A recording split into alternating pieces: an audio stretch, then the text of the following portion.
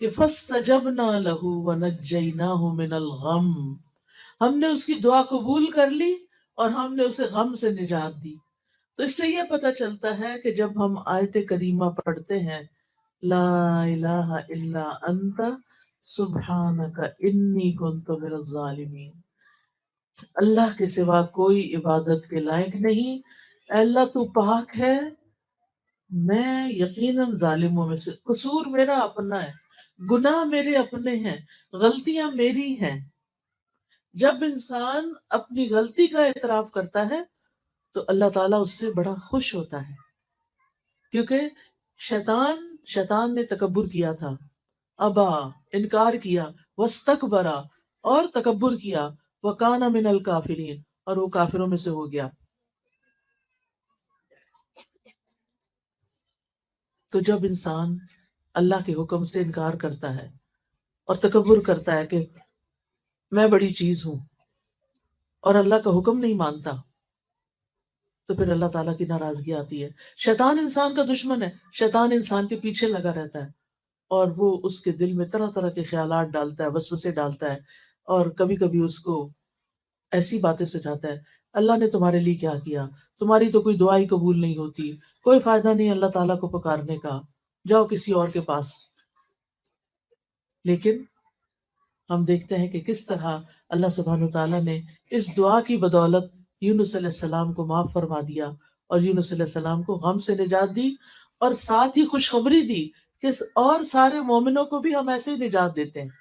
یعنی مطلب کیا تھا کہ اگر کوئی شخص کسی تکلیف اور غم اور مصیبت کے وقت یہ دعا پڑھتا ہے تو اللہ تعالیٰ اس کی تکلیف کو دور کر دیتے ہیں۔ سب کو آتا ہے یہ آیت کریمہ؟ سنائیں مجھے۔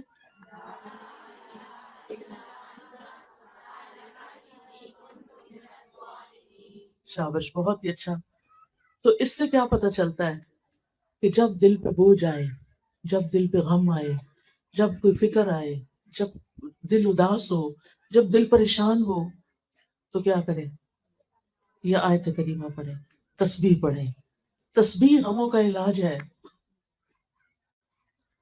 آپ دیکھیں یہاں بھی وہ کیا کہتے ہیں، سبحانک، تو پاک ہے، اللہ تیرا کوئی قصور نہیں، غلطی میری اپنی ہے، تو پاک ہے، تو ظلم نہیں کرتا، تو کسی پہ زیادتی نہیں کرتا، تو سب کا مولا ہے، تو سب پہ رحم فرماتا ہے، غلطی میری اپنی۔ آپ دیکھیں کہ آدم علیہ السلام نے جب شیطان کے بہکاوے میں آ کے اس درخت کا پھل کھا لیا تھا جس سے منع کیا گیا تھا، تو پھر کیا ہوا؟ اللہ تعالیٰ ناراض ہو گئے۔ انہوں نے اللہ تعالیٰ کو کیسے منایا؟ ربنا ظلمنا انفسنا وان لم تغفر لنا وترحمنا لنکونن من الخاسرین۔ آپ تو سب پڑھے لکھے ہیں ماشاءاللہ، بہت ہی خوشی ہو رہی ہے مجھے کہ آپ کو اتنی دعائیں آتی ہیں اور ضروری دعائیں آتی ہیں۔ اس دعا کا بھی مطلب کیا ہے کہ اے ہمارے رب، ہم نے اپنی جان پہ ظلم کیا، اگر تو نہیں بخشے گا اور تو رحم نہیں فرمائے گا ہمارا تو بڑا نقصان ہو جائے گا۔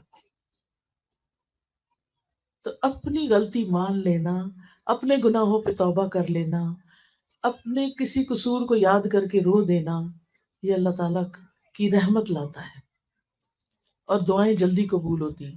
اچھا، ہمارا عام طور پر رواج یہ ہے کہ جب کوئی تکلیف آتی ہے تو ہم لوگوں کو کہتے ہیں مجھے پڑھ کے دے دو۔ اچھا، وہ جب پڑھتے ہیں تو وہ کہتے ہیں انی کنت من الظالمین، وہ تو اپنے قصوروں کی معافی مانگ رہے ہیں، آپ کو کیا دیں گے وہ؟ انہوں نے یہ تو نہیں کہا کہ یہ لڑکی جس نے مجھے کہا ہے یہ بڑی ظالم ہے، نہیں، وہ تو نہیں کہہ سکتے۔ تو ہر انسان کو خود اپنے لیے پڑھنا چاہیے، ٹھیک ہے نا، زیادہ سے زیادہ۔ اور اس میں کوئی شرط نہیں ہے کہ ضرور 1.25 ہی پڑھیں، آپ چاہیں تو 2 لاکھ پڑھ لیں، کسی نے منع نہیں کیا، 4 لاکھ پڑھ لیں، یا آپ چاہیں تو جتنی دفعہ آپ سے پڑھا جاتا پڑھ لیں۔ لیکن اصل چیز کیا ہے کہ آپ کے اندر ایک تاثیر ہونی چاہیے، پڑھتے وقت آپ کا دل رونا چاہیے، اللہ میری سے غلطی ہو گئی ہے، اس وجہ سے میری شامت آئی ہے، آپ مجھے معاف کر دیں۔ تو اپنی غلطیوں کا اعتراف جو ہے یہ انسان کی سرشت میں ہے۔ شیطان نہیں مانتا اپنی غلطی، اور جو انسان اپنی غلطی نہ مانے وہ شیطان کا بھائی ہے، ٹھیک ہے نا۔ اب ہمیں دوسروں کو تو ہم نہیں منوا سکتے، لیکن ہم اپنی اپنی فکر تو کر سکتے ہیں نا، اپنی مشکلات سے تو نکلنے کے لیے یہ وظیفہ کر سکتے ہیں اور کرتے رہنا چاہیے۔ تو اس آیت سے یہ بات پتہ چلتی ہے کہ تسبیح کرنا، لا الہ الا اللہ پڑھنا، اس میں دو چیزیں پڑھی ہیں انہوں نے، لا الہ الا انت، ویسے وہ دوسرے لفظوں میں ہم کہتے ہیں لا الہ الا اللہ، اس لیے غم کا علاج لا الہ الا اللہ میں، اللہ کے سوا کوئی عبادت کے لائق نہیں۔ جب کبھی دل بوجھل ہو، کثرت سے پڑھے لا الہ الا اللہ، لا الہ الا اللہ، لا الہ الا اللہ، آپ دیکھیں گے تھوڑی دیر کے بعد آپ کا دل ہلکا ہونے لگے۔ اور دوسرا انی کنت من الظالمین، سبحانک، دوسرا ہے سبحانک، تو پاک ہے۔ تو اس میں ہم کیسے پڑھ سکتے ہیں؟ سبحان اللہ، سبحان اللہ، سبحان اللہ۔ ایک دفعہ سبحان اللہ کہنے سے زمین اور آسمان کے بیچ کی فضا بھر جاتی ہے، اتنا بڑا کلمہ ہے یہ۔ ایک دفعہ الحمدللہ کہنے سے میزان بھر جاتا ہے، اتنے وزنی ہے یہ کلمات۔ اللہ کا ذکر بہت بڑی چیز ہے، معمولی چیز نہیں ہے۔ وَلَذِكْرُ اللَّهِ اکبر، اس لیے ہمیں کثرت سے اللہ کو پکارنا چاہیے، اور جو اللہ کو پکارتا رہتا ہے، الا بذکر اللہ تطمئن القلوب، خبردار، اللہ کے ذکر سے دلوں کو اطمینان آ جاتا ہے۔ لیکن ہم اکثر یہ بھول جاتے ہیں، ہم بھول جاتے ہیں کہ اللہ کے ذکر میں اطمینان ہے، اللہ کے ذکر میں سکون ہے۔ تو اللہ سبحانہ تعالیٰ کو ہر حال میں یاد کرتے رہے، اور تسبیح پڑھتے رہیں، اور لا الہ الا اللہ توحید کا اقرار کرتے رہیں۔ اس دعا کے بارے میں نبی صلی اللہ علیہ وسلم نے فرمایا، یونس علیہ السلام ذوالنون کی دعا جب وہ مچھلی کے پیٹ میں تھے، یعنی لا الہ الا انت سبحانک انی کنت من الظالمین، جب بھی کوئی مسلمان کسی معاملے میں ان الفاظ کے ساتھ اپنے رب سے دعا کرے، اس کی دعا ضرور قبول ہوگی۔ یعنی اگر آپ کی کوئی اور دعائیں بھی ہیں، کوئی حاجتیں ہیں، تو یہ تسبیح پڑھ کے ایک دفعہ پڑھے، دو دفعہ پڑھے، تین دفعہ، پانچ دفعہ، جتنا آپ کے پاس ٹائم ہے، یا دعا مانگنے سے پہلے آپ پڑھ لیں اور پھر اپنی دعا کریں۔ بچوں کے ایگزامز ہیں، یا کوئی جاب کا مسئلہ ہے، یا کاروبار کا مسئلہ ہے، یا کوئی بیمار ہے، یا کوئی دکھی ہے، پریشان ہے، تو آپ کیا کریں؟ دعا کریں، اپنے لیے بھی کریں، دوسروں کے لیے بھی کریں۔ مسلمان کی دعا مسلمان کے حق میں قبول ہوتی ہے، اور اس کے لیے فرشتہ دعا کرتا ہے، یا اللہ اس کو بھی یہی عطا فرما۔ اسی طرح رسول اللہ صلی اللہ علیہ وسلم نے فرمایا، کیا میں تمہیں ایسی چیز نہ بتا دوں کہ جب تم میں سے کسی آدمی کو کوئی رنج و الم ہو، دنیا کی آزمائشوں میں سے کوئی آزمائش آ جائے، اور وہ اس دعا کو پڑھے تو اس کی تکلیف دور ہو جائے گی؟ تو آپ سے کہا گیا کیوں نہیں؟ آپ نے فرمایا وہ مچھلی والے کی دعا ہے، لا الہ الا انت سبحانک انی کنت من الظالمین۔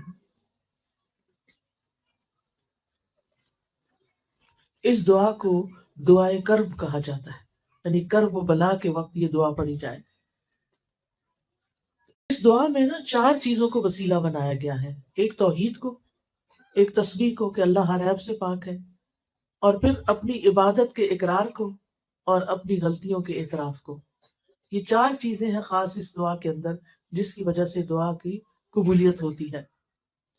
جب انسان لا الہ الا اللہ کہتا ہے، توحید کا اقرار کرتا ہے، تو اس کا مطلب یہ ہوتا ہے کہ یا اللہ میں کچھ نہیں، میرے ہاتھ میں کچھ نہیں، انسانوں کے پاس کچھ نہیں، اصل میں تو تیرا نام ہے، اصل میں تو سب کچھ کرنے والا تو ہے، شفا تو دیتا ہے، دکھی لوگوں کے دکھ دور تو فرماتا ہے، بھوکوں کو تو کھلاتا ہے، یعنی سب کچھ تو ہی کرتا ہے، زمین آسمان کا نظام تو ہی چلاتا ہے، ہر چیز تیرے اختیار میں ہے، تیرے قبضہ قدرت میں ہے۔ تو جب ہم یہ اقرار کرتے ہیں، تو پھر اس کے نتیجے میں اللہ تعالیٰ ہم سے راضی ہوتا ہے، کیونکہ اللہ تعالیٰ سب سے بڑا ہے، اور اللہ تعالیٰ کو یہ پسند ہے کہ بندے اس کی بڑائی کا اظہار کریں۔ پھر اللہ تعالیٰ ہر عیب اور ہر نقص سے پاک ہے، اور جب ہم یہ یقین کر لیتے ہیں نا، تو پھر ہمارے دل میں اللہ تعالیٰ کے لیے بدگمانی نہیں آتی، پھر بندہ اللہ سے ناراض نہیں ہوتا۔ کئی لوگوں کو دیکھا گیا ہے، اگر ان کا مسئلہ حل نہ ہوتا نماز ہی چھوڑ دیتے ہیں۔ توبہ توبہ، اس سے توبہ کرنی چاہیے، کبھی بھی اللہ تعالیٰ کے ساتھ ضد نہیں لگانی چاہیے۔ کیا کوئی اللہ سے جیت سکتا ہے؟ کوئی اللہ کو ہرا سکتا ہے؟ ہرگز بھی نہیں، کبھی بھی نہیں ہو سکتا۔ اس لیے اپنی یعنی اپنی غلطیوں کو دیکھنا چاہیے، اللہ تعالیٰ سے بدگمان نہیں ہونا چاہیے۔ بعض اوقات ایسا ہوتا ہے کہ ہماری زندگی میں کوئی ایسی چیز آ جاتی ہے جو ہمیں بڑی ناپسند ہوتی ہے، مثلاً کسی لڑکی کی شادی کسی ایسی جگہ ہو گئی کہ اس کے سسرال اس کو پسند نہیں ہے، کسی کو اپنا شوہر پسند نہیں، کسی کے لیے کوئی اور مشکل کھڑی ہو گئی، ایسی چیزیں زندگی میں ہوتی رہتی ہیں نا۔ پھر انسان کہتا ہے اب میں کیا کروں، کس طرح اس مسئلے سے نکلوں، کیا کروں، کیسے کروں؟ لیکن جب وہ یہ دیکھتا ہے کہ اللہ تعالیٰ فرماتے ہیں قرآن مجید میں عَسَىٰ أَن تَكْرَهُوا شَيْئًا وَيَجْعَلَ اللَّهُ فِيهِ خَيْرًا كَثِيرًا، ہو سکتا ہے ایک چیز تمہیں سخت ناپسند ہو اور اللہ تعالیٰ اس میں بہت بڑی خیر ڈال دے۔